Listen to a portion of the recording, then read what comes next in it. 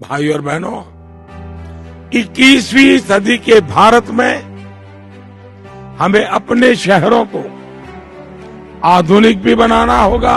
पुण्याकरता विकसित महाराष्ट्रासोबत विकसित पुणे देखील तयार करण्याचा निर्णय आपण घेतलेला आहे। शहरांचा वेगवान आणि शाश्वत विकास हे आदरणीय पंतप्रधानांचे आपल्या न्यू इंडियासाठीचे विजन आहे आणि याच विजनला गती देत मुख्यमंत्री देवेंद्र फडणवीस यांच्या पीएमआर ग्रोथ या संकल्पनेतून पुण्याच्या प्रगतीची एक नवी व्यापक आखणी प्रत्यक्षात उतरत आहे। हेच प्रगतीचे ध्येय पुणे महानगरपालिका रात्रंदिवस राबवत आहे। अर्बन चॅलेंज फंड अंतर्गत 16 गावांचा विकास असो वा नागरिक गतिशीलता, प्रत्येक पुणेकराचे जीवनमान सुखकर करणे हेच पालिकेचे मुख्य धोरण आहे। पुण्याच्या सांस्कृतिक वैभवात आज एका अभूतपूर्व शिल्पाची भर पडत आहे। जंगली महाराज रस्त्यावरील छत्रपती संभाजी उद्यानात बुधभूषण ग्रंथ रचतानाच्या मुद्रेतील छत्रपती संभाजी महाराजांचे 10 फूट उंचीचे भव्य कांस्य शिल्प साकारले आहे।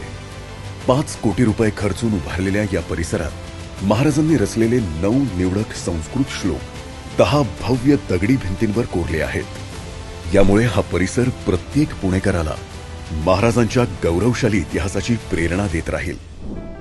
आरोग्य क्षेत्रात पुण्याचे पाऊल अधिक भक्कम करत बाणेर येथे आपुलकी मेडिकल सेंटर या कॅन्सर स्पेशल हॉस्पिटलचे अनावरण होत आहे। प्रगत तंत्रज्ञान आणि तज्ञ डॉक्टरांच्या साथीने आता कॅन्सरवर एकाच छताखाली जागतिक दर्जाचे उपचार मिळतील। पूर्व पुण्याच्या विकासाचा मार्ग आता अधिक वेगवान होतोय। मुंढवा येथील महात्मा फुले चौक ते खराडी दरम्यानच्या 1080 मीटर लांबीच्या दुमजली उड्डाणपुलाचे आज भूमिपूजन होत आहे। सोलापूर आणि नगर रस्ता जोडणाऱ्या या मार्गावरील सुमारे 3 लाख वाहनधारकांची वाहतूक कोंडीतून मुक्तता होईल। 159 कोटींच्या या प्रकल्पात पहिल्या मजल्यावरून 4 पदरी रस्ता तर दुसऱ्या मजल्यावरून मेट्रो धावेल आणि या प्रकल्पामुळे प्रवासाचा 15 ते 20 मिनिटांचा वेळ वाचणार आहे।